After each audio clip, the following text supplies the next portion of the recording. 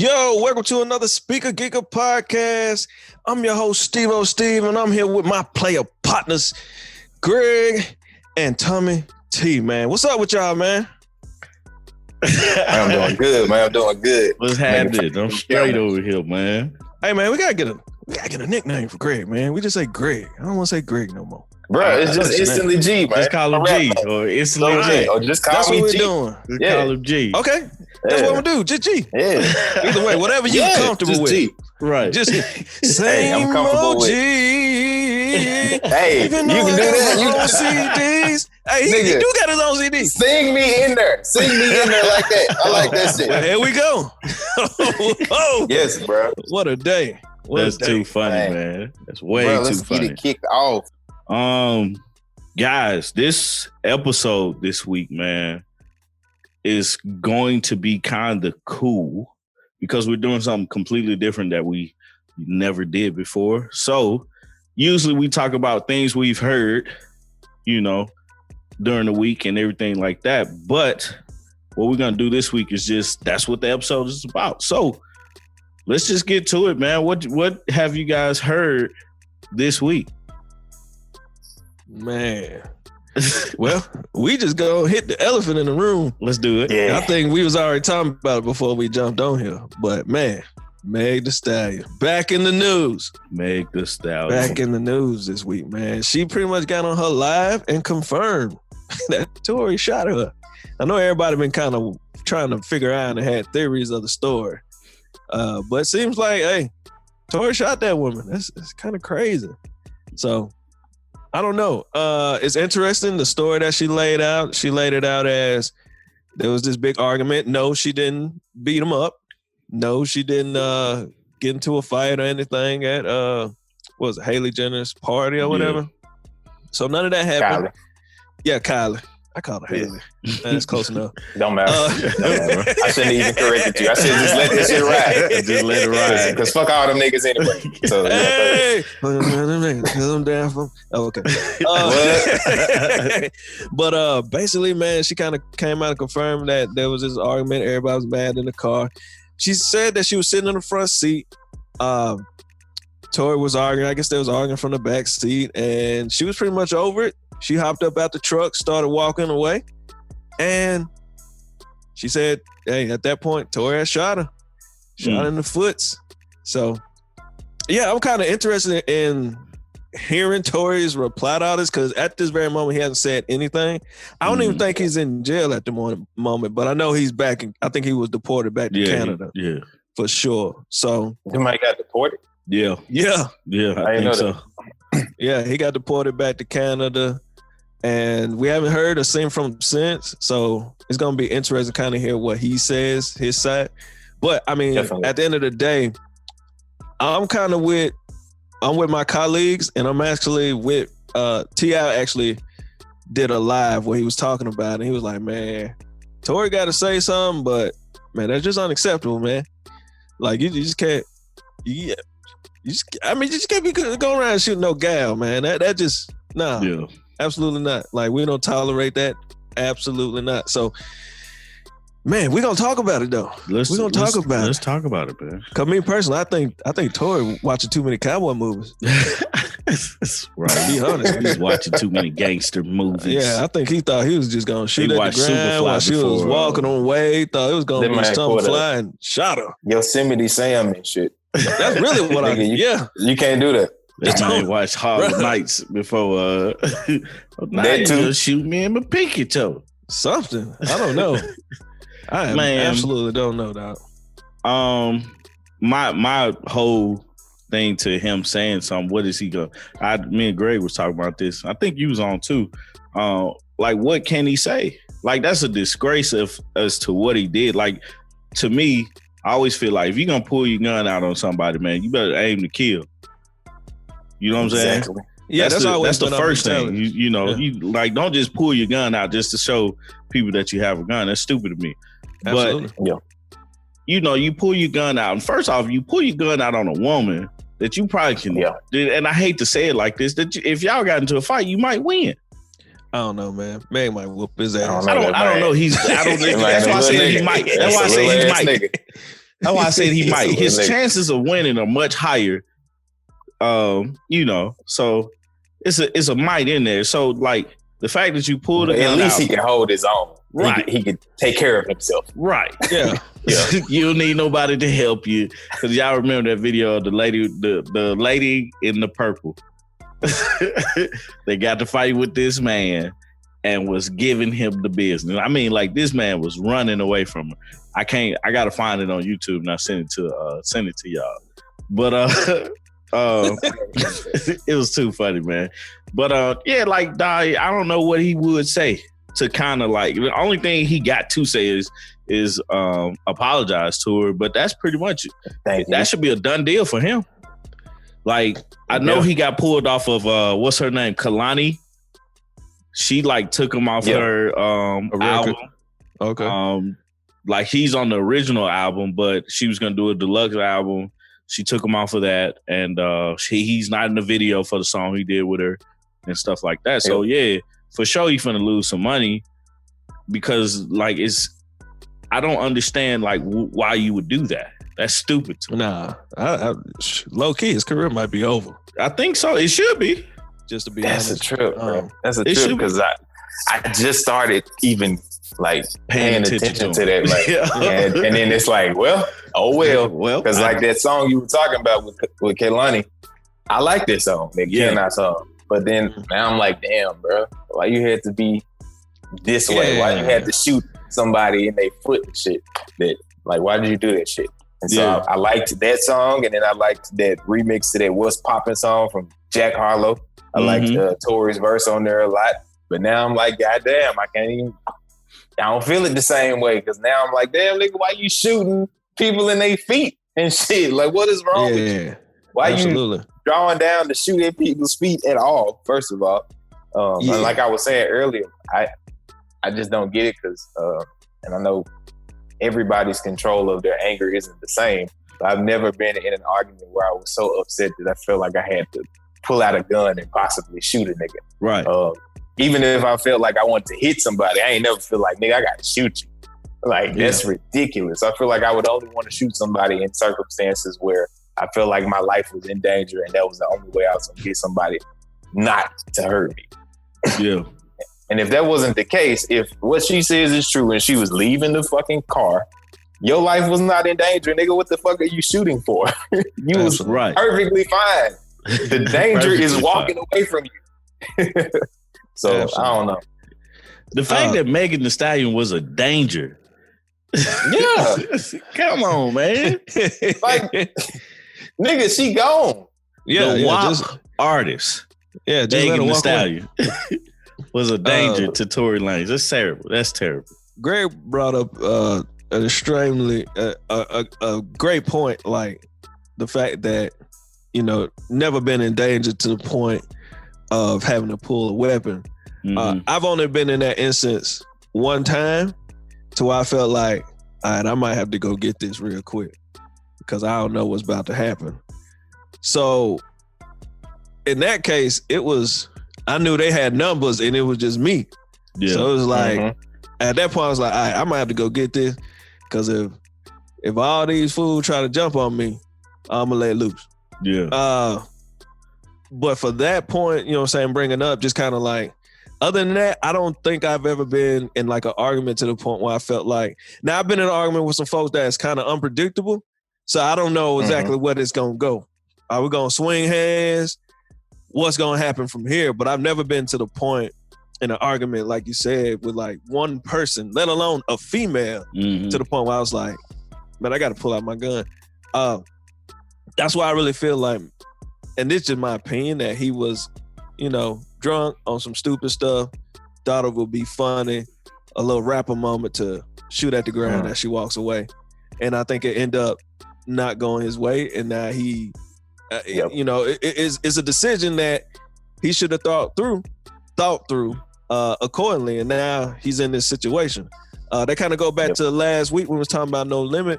You know, at the end of the movie, just kind of seeing how quick your life can change by a simple decision. Like, man, you got to think through, man. You got to be a little smarter. You know what I'm saying? Kind of going now, switching gears and going to Tommy's point, where I was saying that, you know, I really want to hear what he has to say. I think the only thing he can say is he apologizes and he shows his remorse and he owns his mistake. Because keeping quiet, everybody's like, wait, what? right. Like, what the fuck? I think he has to say something. Regardless, it don't really matter. Regardless, you in a screwed up situation, period. You screwed up. Yeah. But I think he has to own it. Yeah. And also, he has to show his remorse and apologize, and so that, you know what I'm saying, they can move forward. Because other than that, right now, man, you look super bad. You know what I'm saying? Man, it looks terrible. Were they in a relationship or a friendship or anything like that? I heard that they were, but I don't have anything to confirm it. Yeah. Like even for them to be out with each other means that they were some type of friend. And from my standpoint, like, I ain't just finna be in a car with a stranger unless I'm paying them. You know what I'm saying? But they was coming back from one of the Kardashians' parties or going, one of the two, and somebody else was in the car with them. Yeah, one of her friends was in there. So it's safe to say that they were at least friends or cordial with it. They knew each other. I'll be honest. That's the story I want to hear. The person I want to hear from are the two people that weren't involved in the situation. Yep. You know what I'm saying? Like the driver and the other friend that was in the car. Yeah.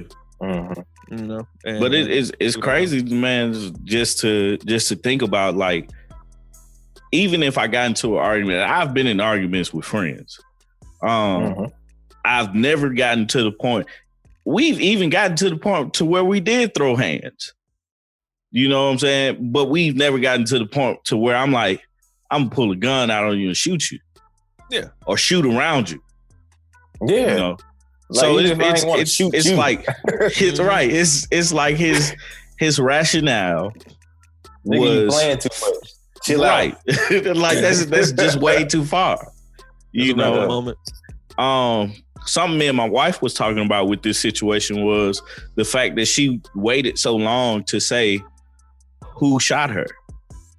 You know, she was saying that she wanted to protect him, and even doing that, protecting him from being shot by the police, because, you know, of everything that's going on now. Trying to, I don't know.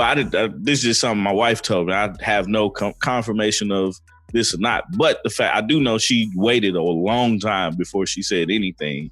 Oh yeah, absolutely. About you know, who shot her or whatnot. It wasn't like it was a secret or whatnot. But no. Right. Well, it was, you know, at the time it was still speculation. Right. Leprechaun came around and shot her in the foot. Yeah. And I knew he was gonna go to Leprechaun. I was like, this nigga already short. Like, here we go. But no, like, I'll be honest, at the time it was all speculation because no one still wasn't sure. Yeah. Because she wasn't talking. But it seemed like the only reason why she started talking because his publicists and everything were trying to spin it. On her. What were they? That's what she said in her video. She was saying that, you know, they was trying to spin it with the whole narrative of, I think she said one thing was, I think the reason why she brought up that she didn't hit him and all that was because I think they was trying to spin that narrative. Yeah. So that's funny. Yeah, that's very funny. You can get that shit off. Just to be like, yeah, she was hitting him. She hit him. Yeah. This nigga shot her. What? And that's why I'm interested in his story, because now I'm like, okay, something's off here, because at some point your emotions take over. Yeah. And I'm not trying to, nothing about Meg, but sometimes your emotion take over, and when you see somebody trying to play you, you're gonna be like, boom, all right, I'm gonna let it rip. And then, but before then, it was silence. You really wasn't talking about it. Like, you was trying to protect him, so on and so forth. So now it kind of looks at her story and you're kind of like, all right, so maybe there's some between holes that didn't happen, or it wasn't kind of like that.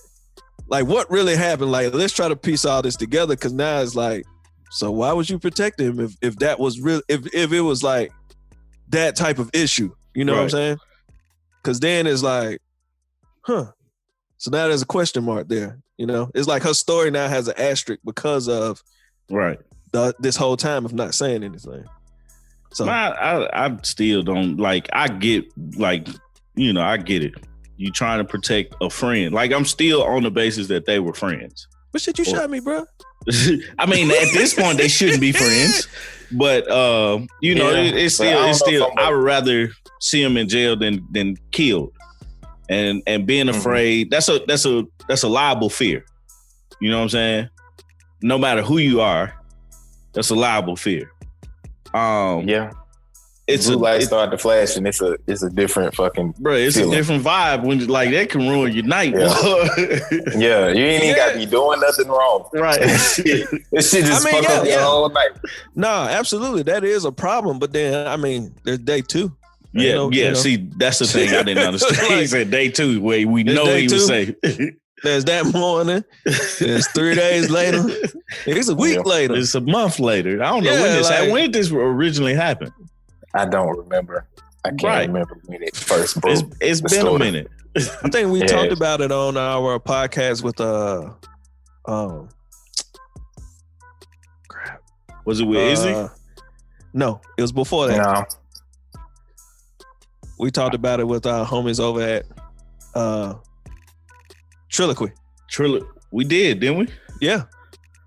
Yeah, that was in July. Yeah, that was some episodes. That was a month ago. It's almost September, bro. Right. Absolutely. This another angle. I sent this article to you guys, but people have brought Chris Brown into this. First of all, bro, before we go there, just because you brought this nigga up, why does this nigga have a chain with a razor blade and diamond cocaine on this shit? Bruh, I saw that. I've been speculating for years that that's how this nigga get down. But why are you telling us now? Why are you pulling the player fly, my nigga? I'm trying to tell everybody what's up with you and the cocaine. Hey, man. Hey, I ain't lie. I saw the chain. I saw it. I was like, hey, everybody's first reaction was like, oh, okay, here we go. Like, right? Like, come on. The same reaction, like, oh, Chris. Like, nobody could tell you, but no, don't do it. Bruh. That wasn't no good idea, bro. Nah, at all, bruh. Nah, hey, but hey, you wanna? This man had to go pay for this shit and like think that was a good idea. He had to be like, nigga, first of all, he had to get the fucking jeweler to make it. Right. Like, nigga, this is what I want. I want the razor blade. I want it to look like I was just chopping this shit up. And then he had to pay for it. Then he had to get it and post the shit online and show everybody. What is your problem? I really want to know the story of how that. I want to know how it came about, because the chances that he only wanted the razor blade, and then because it could go so many ways. You could have been like, "Man, I want this razor blade," and then it may be one person that was like, "Hey, you know, it'd be hard, bro." You'd be like, "What? Man, make it look like a little bit of cocaine." and then he like diamonds. Yeah, cocaine and diamonds. You know they white. You know cocaine white, so do white diamond red. And then he like, his eyes get big because they got big. I ain't never seen nothing like that. He just finished doing it, so he had a vivid picture of what it was gonna look like. No, bro, that wasn't a good idea, and that's not a good friend either. No, absolutely not. You need to watch who you. And then also, why would you get a razor blade even without the coat? Right. What you need a razor blade chain for? Hey, let me get a razor blade without the coat. Hey, bro, I want a gold razor blade. What? Oh my God. I don't know, shit. But man. But back to the point, man. I did see that come through. I know we didn't have a chance to really read through and digest because headlines are crazy these days. Right. But it sucks for him because like that's gonna happen. Every time something happens like that, that's just gonna happen. You're just gonna look at Chris Brown like, bro. I just feel like that's an unfair assessment of Chris Brown. It is. Like he's been punished for it. He's been counseled for it. He's everything that you could possibly do. His moment has passed. Leave him alone. At this point, you know what I'm saying? I ain't taking up for what he did. No, I think what he did was wrong and everything like that. But we're talking about two different people. Yeah, because his name shouldn't even been mentioned. He wasn't even nowhere near them. Yeah, he was too busy getting his cocaine razor blade made, man. Chain. That man ain't worried about y'all no more. Right, he's just trying to get his chain made, man. That's he seriously ain't worried. Cocaine chain. You know how fucking unbothered you gotta be? Right. Go get that made. You don't care. Fuck. It's like, whatever. Like, this is my life. Right. Eddie Kane. Cha-ching. Nice like this. I wish. Man. Oh, man. Yeah, that sucks for him because there's other people who have done things like that. Mm-hmm. But his case was so big. Man, huge. Because, I mean, he was at Michael Jackson status. It still kind of is. Him and Rihanna. Yeah, and, you know, everyone's favorite, Rude Girl, Riri. And you know, I'm waiting on her. Now you got the bad boy Chris Brown, and it's just I hate it for him. Yeah, but you know, yeah, I do too. Yeah, yeah. So I pray. So for, yeah, man. I pray for the WAP. I like saying WAP. Did y'all see that video of what's that old dude from chat? Yeah, his reaction to the WAP video. Yeah, I didn't see it. That might say every trash can has its lid. Right. It was like, okay. I was done after that, man. I was like, goodness gracious. Has its lid. I gotta send it to you, Greg. Yeah, you gotta watch it. I'm gonna have to look out for that. I gotta look out for that. Man, that just too funny, man. So everybody listening, if y'all want to throw y'all comments in the comments about, you know what I'm saying, the Megan Thee Stallion situation, man, feel free. Go ahead. We discuss. We go back and forth. Yeah, we listen. Yeah, absolutely. For sure. What was I finna say? Did y'all hear? What about Trey Songz, man? I want to kind of switch gears a little bit. It's not really switching gears, but yeah. I know it's not switching gears. I just want to talk about a different subject or a different angle of it. What happened? Because I don't know. Trey Songz, it was some girl off of the No Jumper podcast. This is where I saw it from, No Jumper podcast. Mm-hmm. I don't even remember the chick name, but she was like, basically Trey Songz pissed on her. And it's not funny. Don't laugh. What? Yeah. And held her hostage or something like that. Took her ID, held her hostage, pissed on her. He was smashing her and everything, but you know, you remember Keke Palmer had said the same thing, basically. Like, they held her hostage. I don't know if she had an anxiety attack. Yeah, when they hid in the closet. Right. And you know, I saw another video. Some other girl, she was like basically, this man has been accused of sexual assaulting women. I have an issue with that just because it's like, it's the same situation with Bill Cosby. You don't know what's true or what's not true. Man, this is a situation with R. Kelly. That too. No, it's damn near a direct parallel. Yeah, R. Kelly, yeah. I was like, I bring up Bill Cosby just because it's like people are accusing this man of things that nothing is happening for him at the time that they accuse him. And he's saying that they're trying to ruin his career and stuff like that. But I'm like, Brad, with every lie, there's some type of truth in it. So if these women are lying on you, what's the truth? Because they're all exactly the same thing, except the pissing part. The pissing part was new to me, which is weird. Like, I don't understand why a man or a woman would want to piss on another human being. Man, it's not supposed to be funny. I don't feel like that's normal. I still don't get that. I don't feel like that's normal. Like, for the person that's receiving the pee, like, for you to sit there. What, you sound like Bill Cosby. You receiving the pee. I'm just saying, for the person that's sitting there taking it, like, what are your thoughts before the pee reaches you? Bro, it's some kinky stuff, bro, out there, man. I know you don't have that much time to think between when the pee leaves. No, you do, because you have to get to the point to agreeing to someone peeing on you, man. No, and you not I think the way that she was saying it, she never agreed to receive the pee. Probably didn't. This was not pee that she was requesting. But she was like, I was like, okay. This probably was the okay. This sounded like the heat of the moment. Yeah, nah. And it was Kelly, like, I mean, not R. Kelly, but Trey Songz, the way she described it, Trey Songz like caught her off guard. And like he, like I don't know why she was in the tub, but he just peed on her. Like, not the tub thing. Well, that's hilarious. So she was like in the tub, and he came in there. I guess he had to pee. He was like, "You might as well pee on you." So there's a lot of hoes in this story. Yeah, it's a bunch of hoes in my part. Because now I think that he had to use the bathroom. Ran in there, probably couldn't wait. She was in the bathtub all day. And it's a toilet, man. I don't know what everybody has been potty trained. He might have been drunk. It's a toilet. It's a toilet. That's right. My first reaction is not to go to the tub to pee. No, it's not my first reaction. I'm going to the toilet.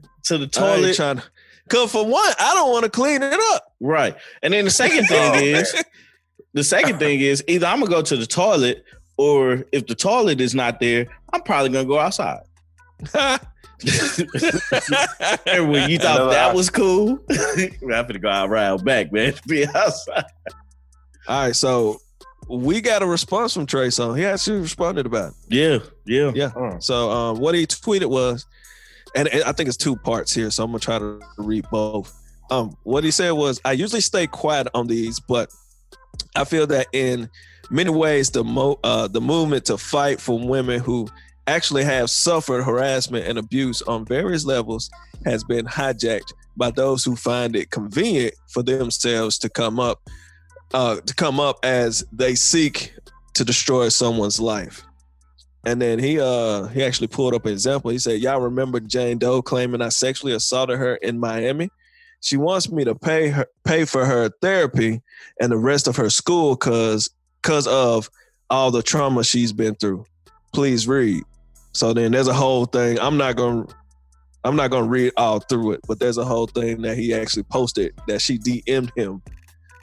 So I'm gonna be honest on these things, just like you said, Tommy.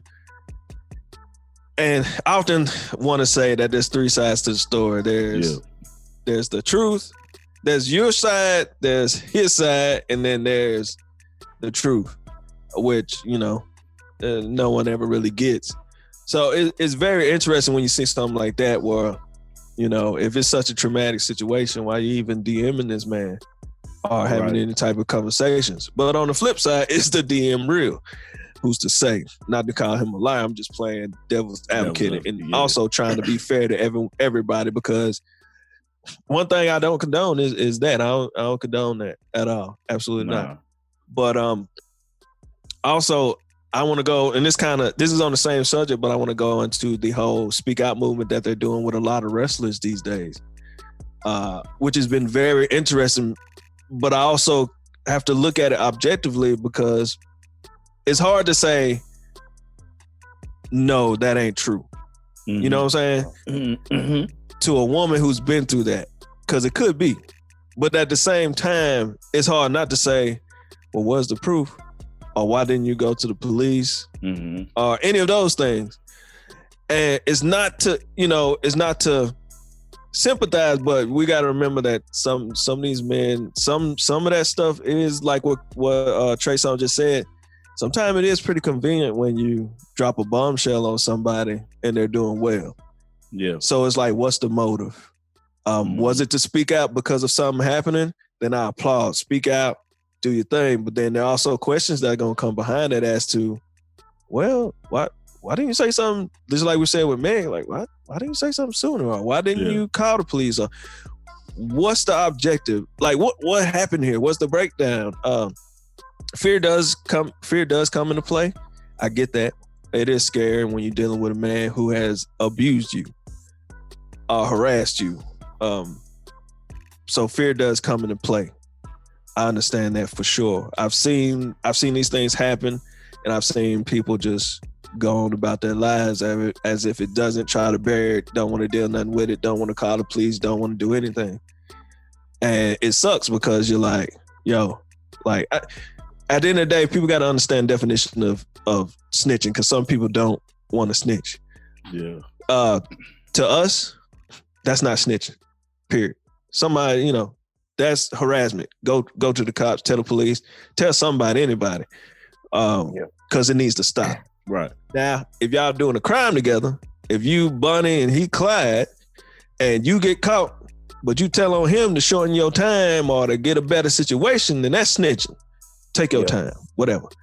But, you know, if it's something, if someone's abusing you sexually, mentally, physically, and you're a female, if you're a male too, say something.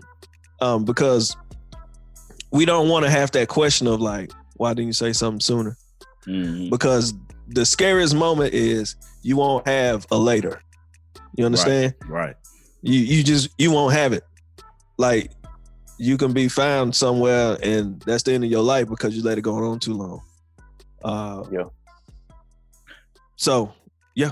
I just thought about something, man. And this kind of like goes against a lot of things, but for the abuser, for that behavior to happen, you know, we have to say something. More times it's the man is abusing a woman.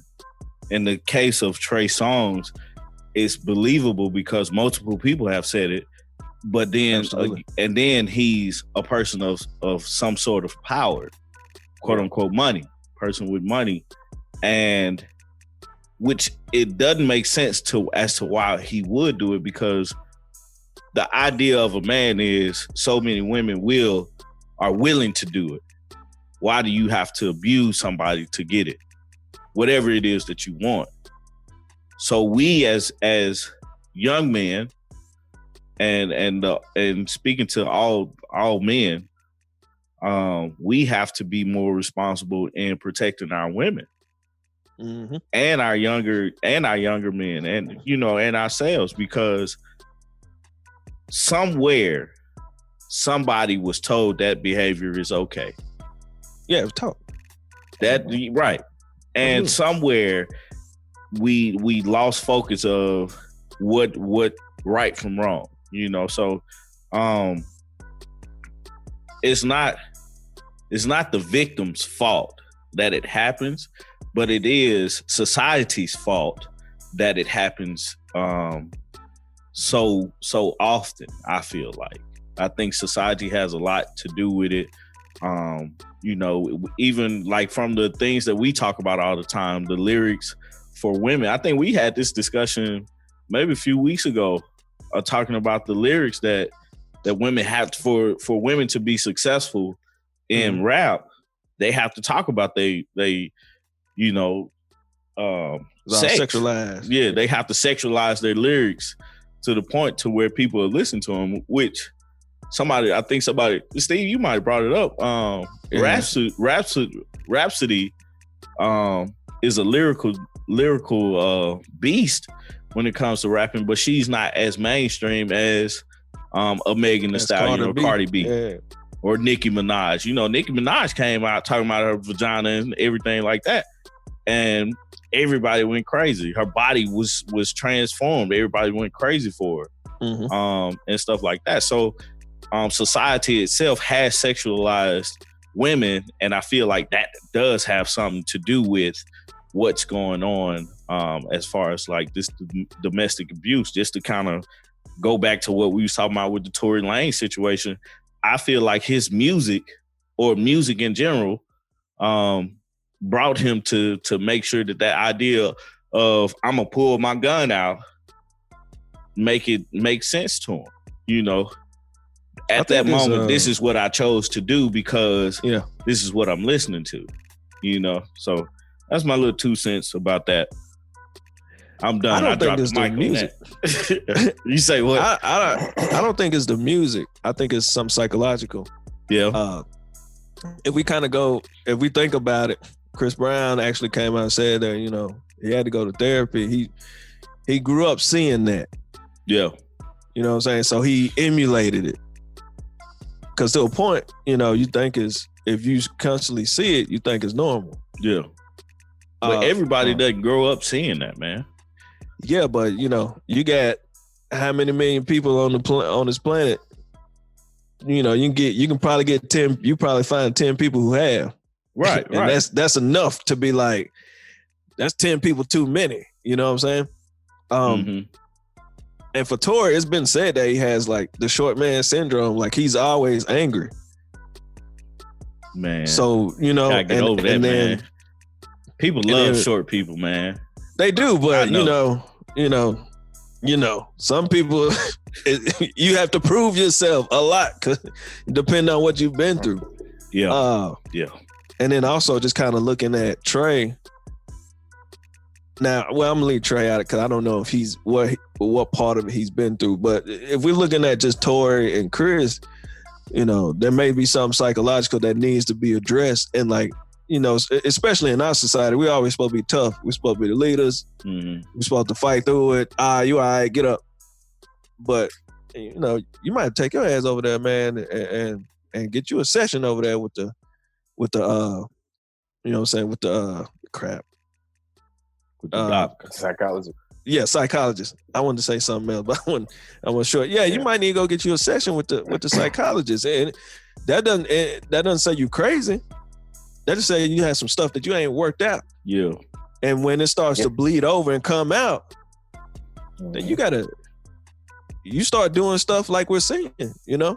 And then it's too late. And that's for the women too. The women that allow some of this stuff. You hanging on for what?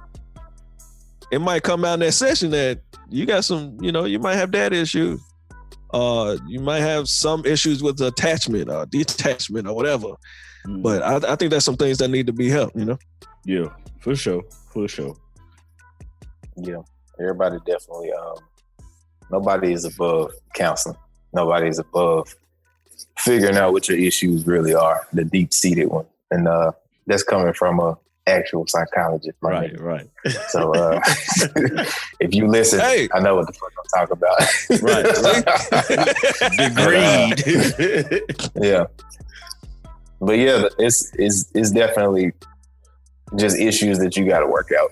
Stuff that you have to confront within yourself, things that you have to address.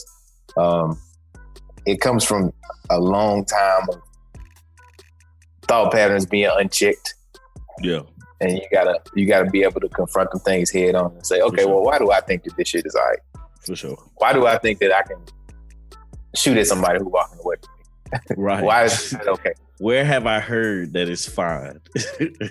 Yep. Yeah. Where have I seen that it's fine? Yeah. Why did I think that when I did it, it was gonna just blow over and be okay? Right. Yeah. Crazy, man. Crazy. Man, but this shit getting real heavy, and we gotta lighten this shit up. Right, absolutely. Let's see what else we got on the shake this off, man. Shake this news off. For the fucking week, bro. News for the week. Okay, we'll go straight into this. The Brandy versus Monica versus was announced. Oh man, so that's coming up Monday, the 31st. So not tomorrow, but like Monday the 31st. Yeah. So by the time anybody hears this podcast, it'll be the next Monday coming up. Yeah. But what y'all feel about that, man? How y'all leaning on these? Because I know how I lean, but I'm gonna wait until y'all say what y'all got to say. Because y'all done talked about Brandy and Monica a little bit on a previous episode, and I held my tongue because I was like, I ain't gonna fuck up this episode. But go ahead, let me know what y'all think about this versus battle coming up. I mean, you know who I'm going for, man. If I had to pick a winner, it's gonna be Monica. Oh, okay. Because like Brandy, y'all didn't know that? Oh, okay. I'm sorry. No, I wasn't totally sure. I'm not a big fan of Brandy, man. I think she can sing, but her music just not for me. Monica, on the other hand, I think she can sing. I would rather listen to Monica than Brandy. So that's my okay. I'm excited about it because of like for Brandy and Monica, it's like I don't know if they truly are beef with each other or had some type of beef with each other, but you would imagine that those two artists came out at the same time. It's like Mike Tyson boxing Evander Holyfield. Two greats in their prime, you know. I mean, like they I don't feel like Evander Holyfield got a true chance to fight Mike Tyson when Mike Tyson was just bullying through people. Now that would have been something to see. But, you know, they came out around the same time, rose to the top at different times, but pound for pound, you could say they're like equals in boxing. So I think Brandy and Monica are truly equals in R&B. So, but I'm a go towards Monica on that one. Why would you say you would go towards Monica, man? What is it about Monica in comparison to Brandy to where you would lean? I don't know. I would rather just listen to Monica. That's my thing. It's like I would rather listen to Monica than listen to Brandy. You know, I'm trying to think of something more musically inclined, but that's all I got. Okay, that's it. Steve, what you got, man? What you got? Look, I'm being honest right now, man. Hey, I would throw my underwear on the stage for some Monica. Oh, Lord. hey, I love me some Monica. Hey, listen here. Listen here. I like Brandy. I listen to Brandy Gap records. Yeah. I've heard them. I've listened to them. Was I a mega fan of Brandy? No. But Brandy got some records that when I heard them, I was like, there you go, Brandy. But Monica... For me, Monica has something like, all right, I'm gonna say it like this.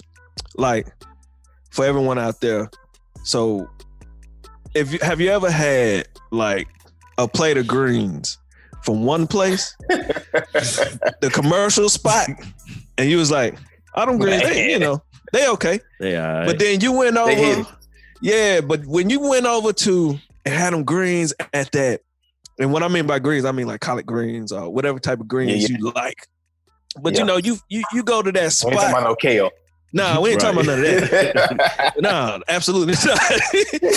But you went over that spot and was like, from the the commercial spot was cool. But then when you went over there on Third and whatever, over there across from the Catalina house, or deep into that to the hood spot where you got them greens, and you was like, see them greens over there, the commercial spot was cool, but these greens right here make you slap your mama, your granny, and your little sister at the same time.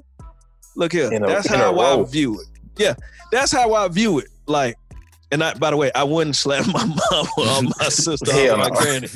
I get we just talked about this, Steve. I don't know, bro. I might be able to get you some greens that'll make you do that shit. See, hey. So, that's how I view it. Like, Monica has some stuff, and I wasn't flogging when I said that Monica is a great singer. Mm-hmm. I mean, when I said Brandy was a great singer on our previous episode. But Monica has some soul there that I just can't explain. When I hear her sing, I'm just like I don't care if it's like however it works. You know what I'm saying? Like, it doesn't matter how she sings it works. And after music. Yes, after you done listening, you just like, goodness gracious, man. Like I said, I would throw my underwear on the stage for some Monica, but not no Brandy though. Brandy cool.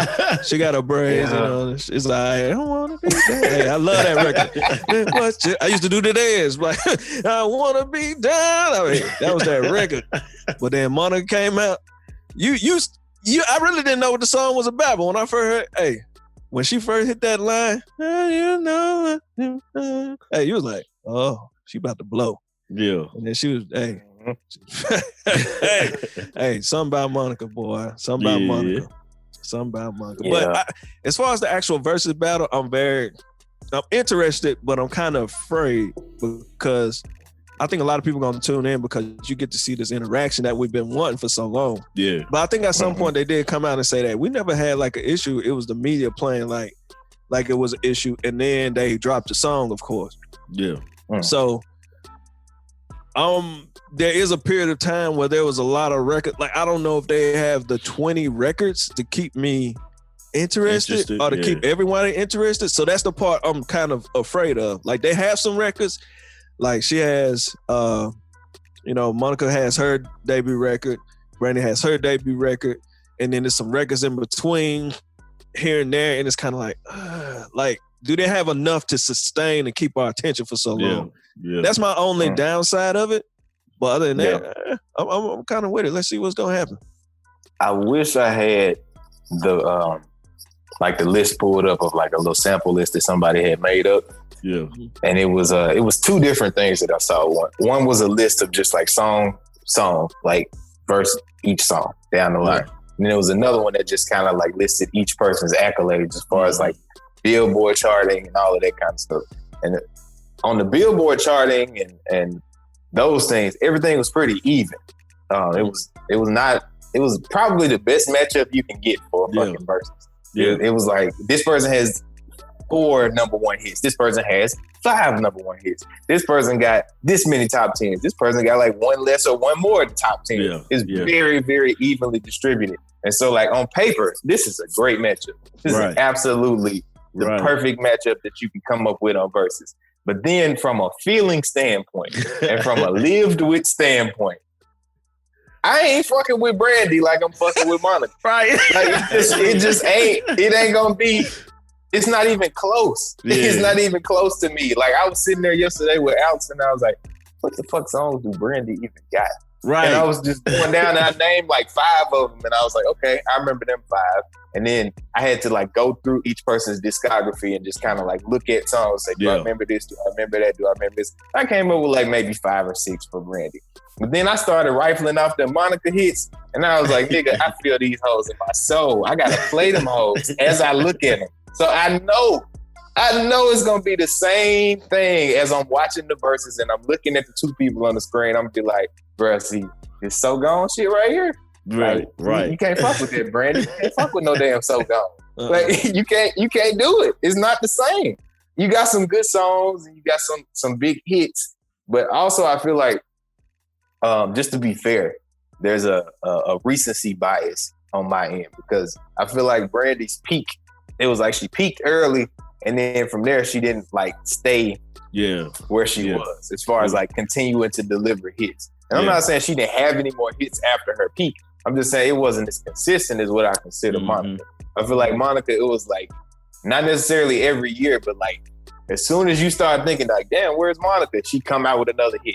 Yeah. And then also she had, coming from, the South and the South rising as it did during their tenure in the music industry, she had a chance to continue to ride the coattails of like the South's wave. Yeah. So she can have a fucking every time the beat drops with fucking them Franchise Boys when they was hot. And then she can go up from there and have a song with Lil Wayne as he's hot. And then she can have another song where Missy Elliott is doing the production, talking about some, new Monica. Like, and get you excited like that. You can get all of that from her. Whereas Brandy had a lot of shit going on. Her brother is Ray J, which is a detriment to her soul. So like, she don't get the same kind of stuff as what Monica gets from me. So when you playing Brandy's, 15, 20 songs, it's not gonna hit me the same way as if you play Monica's 15 to 20 songs. Cause I got from the 90s on up for Monica up until like you got a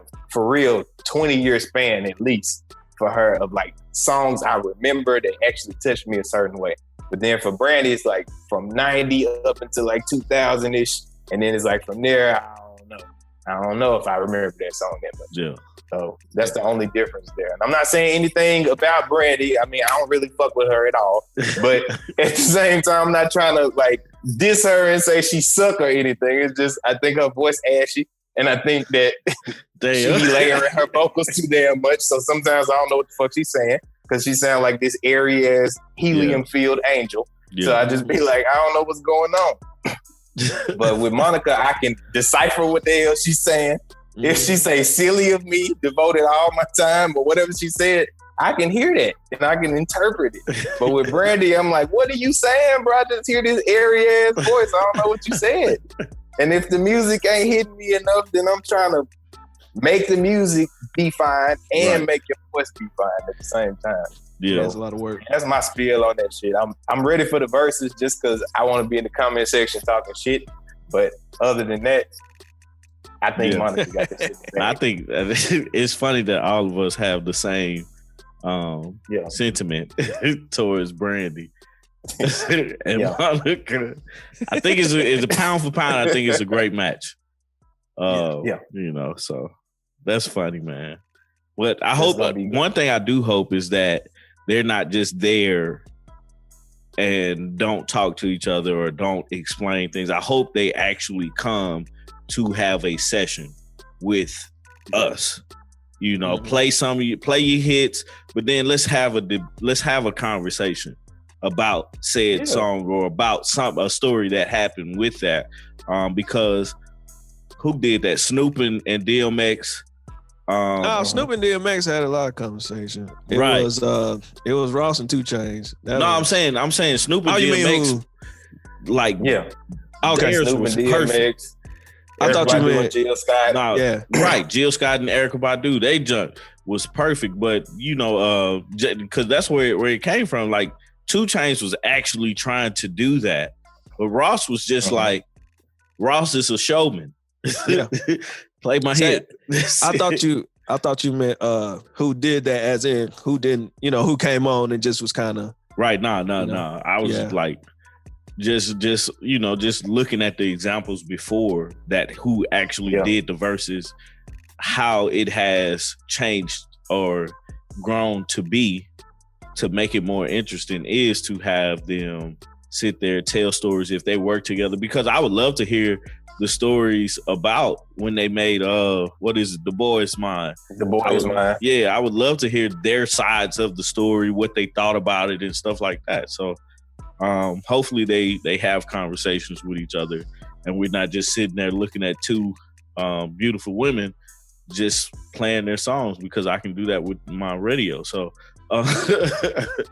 give me something that I can't do myself. Yeah, I think they'll do that. I think they'll do that. Yeah, at least we hope so. Yeah. That is the hope. Man, y'all got anything else y'all want to say about Brandy and Monica? Nah, I'm done. Nah, I love me some Monica. That's all I want to say. I love me some Monica. Man, hey, I heard that. I'm right there with you, man. I met her before I met my wife. I'm married now, Monica. Say it a little bit louder, bro. Say it a little louder. If I'd have met her before I met my wife, hey, I'm married now, Monica. You got back up. Yeah. Can't come for me now, because I'm up here. I'm a little sexy now. You gotta go on about your business, Monica. Go on about your business, man. Man, what we looking like on time, man? Man, we good. Go ahead. Shoot. I want to talk about that, like the relevance in rap article. So it was an article that I read earlier this week. It was from complex.com. And the article is titled, "Stop Letting Numbers Decide Relevance in Rap," which I feel like is an age-old discussion. And I took the time and I posted that on the For the Love of Good Music group on Facebook. Shout out to Marco. Shout out to them. And Tommy actually responded on there. He said, me and Steve actually kind of talked about this already. And I was like, oh, nigga, I wasn't a part of that discussion. In my mind. That's true. So I was like, it doesn't matter, because I kind of want to talk about it still. But it started off with them talking about Lil Durk, because, you know, he's on that new song, Laugh Now, Cry Later, that Drake song. And I've heard a couple of people say that they wish that he had a longer verse on there. But anyway, that's besides the point. The reason that they listed Lil Durk was because there's this myth in hip hop, was what I'll say, that when Drake features a person on the song, like that's like the beginning of their career, quote unquote. And they were saying like Lil Durk has been around for all this time, existing as a prominent artist in the drill scene of hip hop in Chicago. Yeah. Parallel to a Chief Keef. And they got to listing other people down through the article, just saying how people kind of are late to the party as far as like whether or not that person is relevant. They got into the discussion between DJ Academics and Freddie Gibbs and how he was on his ass for, you know, like a week, just giving the nigga hell. He said that he wasn't relevant because he was like, in his mind, Jeezy was a legend, but Jeezy isn't necessarily relevant anymore because he's not in the forefront of like popular music anymore. Yeah.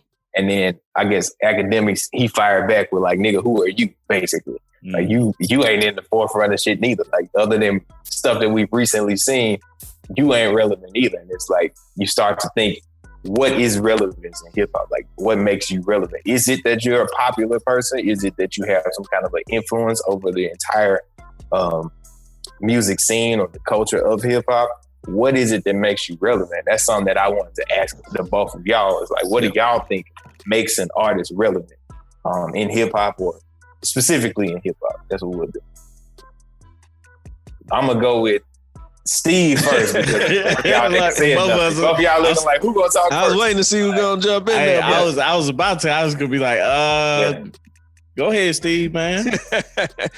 For me, I'm gonna break it down this way. I think it depends on that person's definition of relevancy and what's relevant to them. To some people, numbers is relevant. You have some people who are just business minded and numbers make sense. Numbers make money. So they're looking at it that way. To some others, you may be in that be in that artist's bubble or their core audience. And to you, he's the most relevant thing since, sliced bread. So when we talk about this, I always want to say it's it has to be that person's definition. Because in all actuality, there's so many artists that, everybody can have their own pool or whatnot of people that listen to them. So at that point, it's kind of like, all right, you don't have to be totally in the forefront to be relevant because you're relevant to someone. But kind of thinking about the Freddie Gibbs thing again, now I kind of think about him like, man, Freddie might have walked into that, even though he destroyed Academics, but Freddie might have walked into that because what was Freddie's definition of relevancy when he said that about Jeezy? Mm-hmm. Because when you look at it, the first thing I'm thinking about is, well, yeah, Jeezy ain't, I can kind of agree because Jeezy isn't selling the numbers that he used to. He's not in the forefront like he used to. He just has, I think when we talked about it, I talked about how Jeezy has his, he has his core audience, which, his core audience, his pool, his core audience is huge, even though he's not selling those millions of records. So when Academic shoots back with well, who are you? You kind of like, dang, Freddie might have walked into that because, just like a Lil Durk, Freddie might not be getting the shine until now. You know what I'm saying? From, Bandana and Alfredo. Mm-hmm. And actually people probably now people really looking at him now because he destroyed Academics and the stuff was hilarious. So I kind of look at that and we have to be really careful because, yes, it isn't all about the numbers, but at the same time it is, like when you have a Drake who is pushing it so far forward and doing so much, you got to be like, all right, that's relevant. But at the same time, when you have a Durk who's been around for so long and doing so much, he has to be relevant to a point because he's still here. Whereas you've seen so many people fall off and they're just completely gone. Same with Chief Keef. He probably isn't as big as that, that first record. But if you go to his show, it must pack from wall to wall. Mm-hmm. And they're there for him. Same with a Durk. Like, I'm not the biggest fan of Durk when he first dropped till now. So for me, he isn't as irrelevant to me. But I can't say that he isn't relevant to someone else. So I really think it depends on the definition. And the downside of it sucks because there's a lot of artists who are doing their thing where they're at with their core audience. For example, Currency. Currency has never reached, and I hate to use the word never, but Currency has never reached that level that I want him to reach as being a superstar. You know what I'm saying? Because I know he's a lyrical assassin. He's great. He makes these incredible records, but he didn't reach the success of Wiz. You know what I'm saying? Right. But for me, I'm like, yo, Wiz can't hold a candle to Currency. But then someone else come along and be like, well, bruh, Wiz is big. And at that point, you got to kind of back down and be like, yeah, everybody is wearing you know, when we had that whole special about Wiz, Wiz had everybody wearing camouflage pants. People still tatting themselves up to this day. Everybody's a smoker. Like, Wiz changed everything. Now, who's to say that some of that influence didn't come from Currency? But, you know, it just, you know, I've been to a Currency show where everybody knows the words. But I've seen Wiz in an arena where everybody knows the words. So it's definitely one of them things where it's like, we got to really, you know, it's really the definition of it. It really depends on the person because, you know, hey, Drake got crazy numbers. And to me, I'm not a Drake fan. You know what I'm saying? So he's not necessarily. But yeah, you on record saying that. Yeah, but at the same time, I have to respect it because he's so big that I'm like, all right, he's definitely relevant. Even though I'm not the first person to be like, hey man, put on that Drake. Even though I have said on the show that I have my Drake records that I really like. But at the same time, you know, I'm not the biggest fan of Dirk like I used to be, but you know, I ain't gonna say that Dirk hasn't been doing his thing. So it just really depends on definition, you know, and what that person means to that person. But you only have certain people who are so big that they're relevant to everyone. And that'll be a Drake. Or that'll be, let me see, Drake, Michael Jackson, Beyonce, in Jay's prime, we'll say a Jay, and in 50 Cent's prime, we'll say 50 Cent at a certain point. Wayne, you know, there's only special cases where somebody's relevant to everyone. You know, so and at a certain time, Lil Durk was relevant to everyone when he had that smash hit. But you know, that doesn't mean that, you know, he fell off or anything. That just means he's relevant to someone. It just might not be you at the time. Yeah. So I hear you. I'm pretty much gonna say the same thing. No, to be relevant, I think any artist that can make music and have some type of consistency to it. It just depends on how you look at the relevancy of that artist. You know what I'm saying? Because if you look at the definition, it's only being connected to a certain thing that makes you relevant. Like, in a sense, our podcast is relevant to music because what are we doing? We're talking about music. Now, we may not be as big as the Joe Budden podcast or you know, that's the only one I listen Expeditiously. to. Yeah, Expeditiously. We might not be as big as that one, but the fact that we are sitting here talking about music, talking about things that we like, makes us relevant to the art.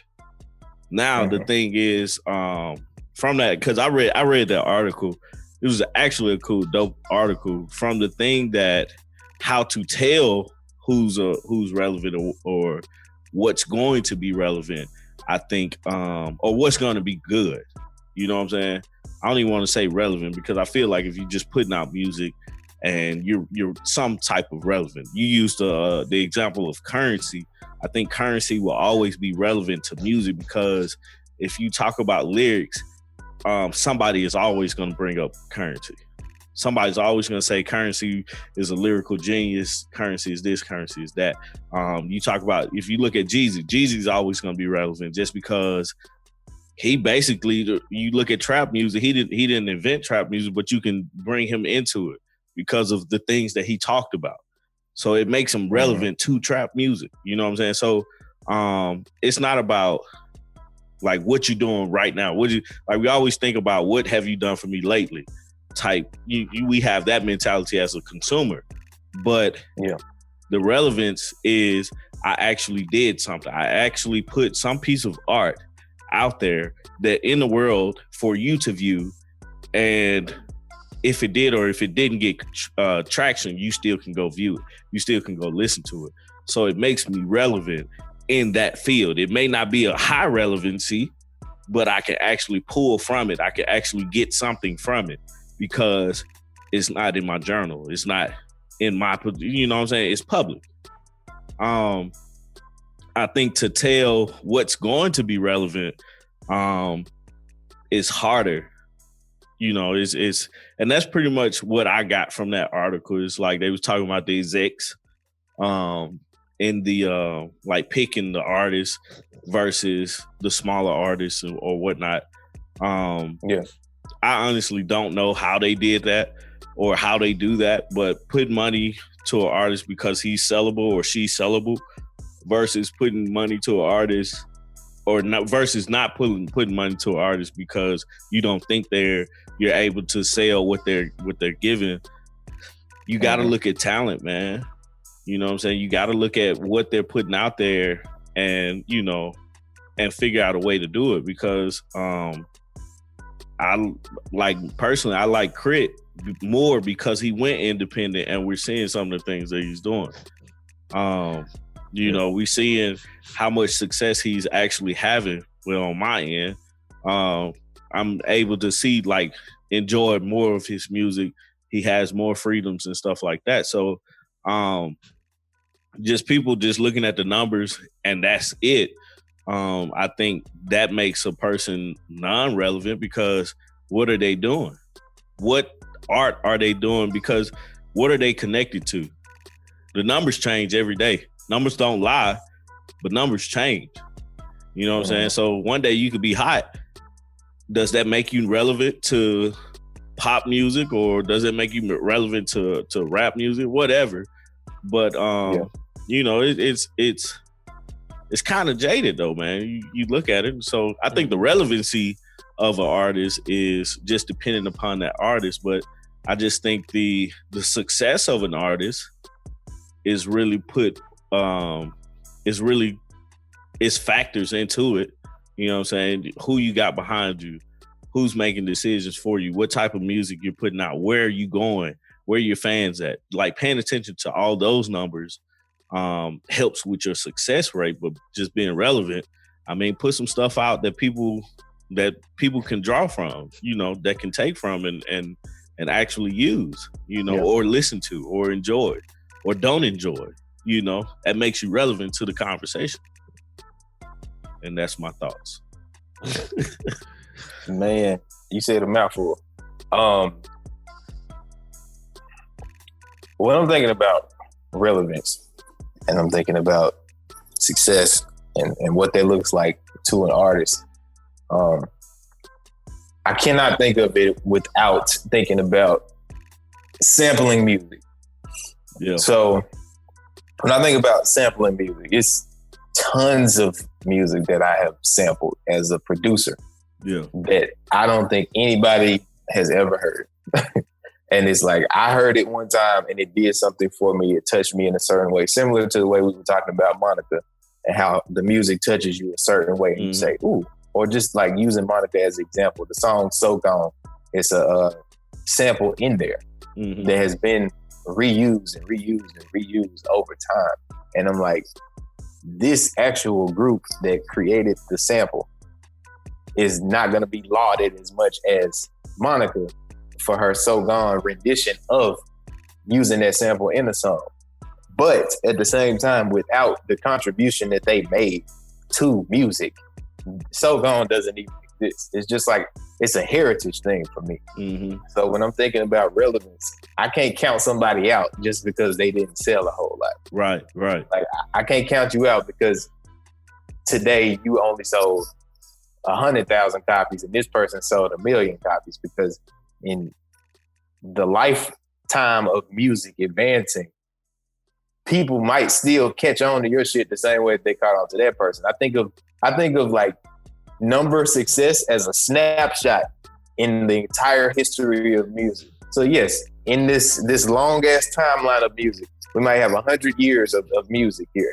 And then like, yes, maybe for 2 years you had a fat ass blip that went like this. Yeah. But then like your influence on the rest of the 100 years may be minimal. Like you may have had what's the name of that damn song? I can't even remember the name of the song. But the nigga be like, now watch me whip. Now watch me nay. Like for that year, nigga, you may be the hottest thing that ever existed. But then like after that, is somebody going back and drawing from Whip and Day Day and like taking that shit and dragging it into future endeavors for music as a whole? I don't know. We'll see later. Somebody may do that shit. Right. But for right now, I haven't seen a lot of that influence continuing on. Mm-hmm. And so I'm glad that Steve brought up like a Currency, because I'm like, you got all these artists who have come out since I have started to listen to Currency. And this nigga's continuously being somebody that these people reach out to for a feature. Like, you got all these people who continue to appreciate the way that he like uses his words, the art form that he continues to attach himself to. And they hear a song and they immediately probably are like, oh shit, Currency would be perfect for this song, because this is this nigga's stomping grounds. I know this is where he come from. Or even you can use like a Project Pat. Like, you hear something and you like, oh shit, that's some Project Pat ass shit right there.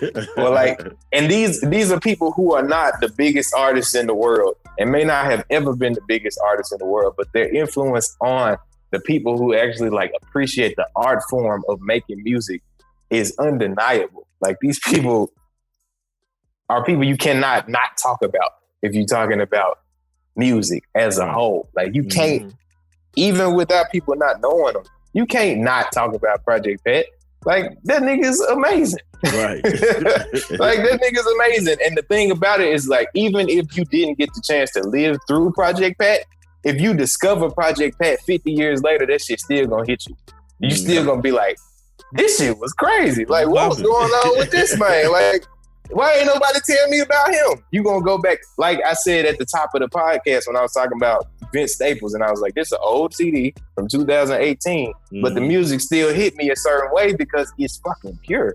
Like, it's a purity to it that just speaks to like an appreciation for the art and understanding that this shit is a real contribution. You're contributing to something that's important, that's gonna last. Like the Drake CD where the little snippet and the dude, like, only real shit's gonna last. Like, it's literally, all the rest of that shit fade out over time. And that 100-year ass snapshot that I was just referencing, it's gonna fade out and it's gonna, like, I just fucking put the equalizer down on my fucking boards. Like, your shit gonna fade out. But the rest of that shit gonna keep on playing at the same volume somewhere. And somebody can always come back and say, ooh, what the hell was these niggas on? And draw from that for influence. They can create something new, take it into a different direction. They can take what you did and emulate it. They can take it to a different direction. They can create something completely new from just the little seeds that you dropped right there. And then you be like, oh shit, like, this is what I feel like relevance is. Or relevance is, not relevance. Relevance is just putting something out there, like y'all said, putting the shit into the field of play so that somebody else can draw from it later. Like, once you step into that field of play, like, that shit is relevant from that point on. Because people can always go back and grab it. The only shit that's not relevant to me is stuff that never actually makes it to the arena. Like, if you start to record a song and you never fucking finish it, that shit ain't gonna never be relevant. Because ain't nobody never hear it. It never got out.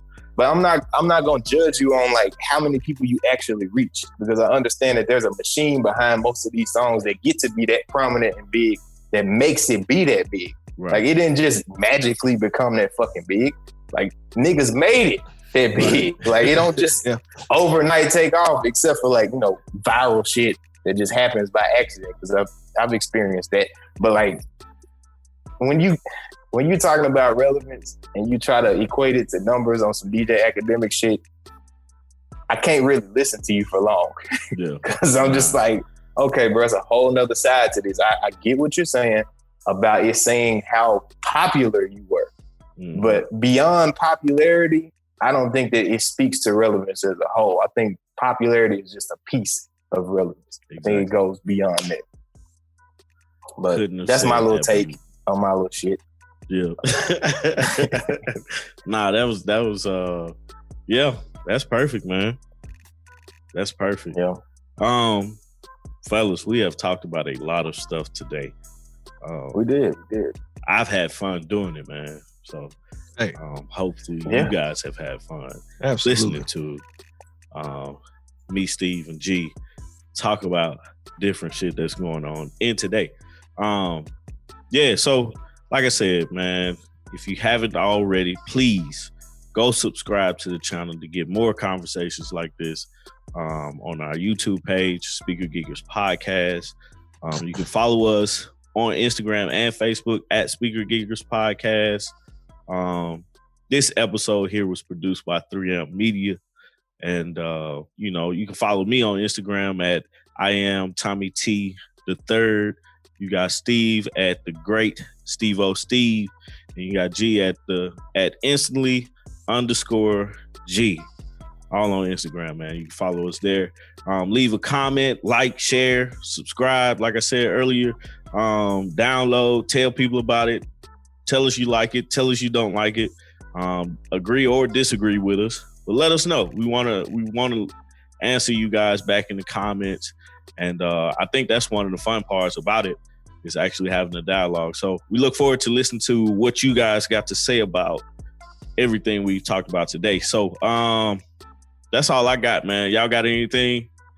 Yo, there's one more thing. Ross announced a new album title on I think it was Hot 95. Yeah. 97. Hot 97. My bad. I don't know why I said. I know I said 95. Hot 97.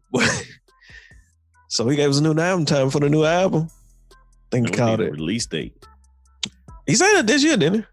I think so. Yeah, he did say this year. Yeah, this year. He said, "Richard, was it rich as I've ever been?" Yeah, you gotta say it like him. Right, you gotta say it like him. Yeah, it's like rich as I ever been.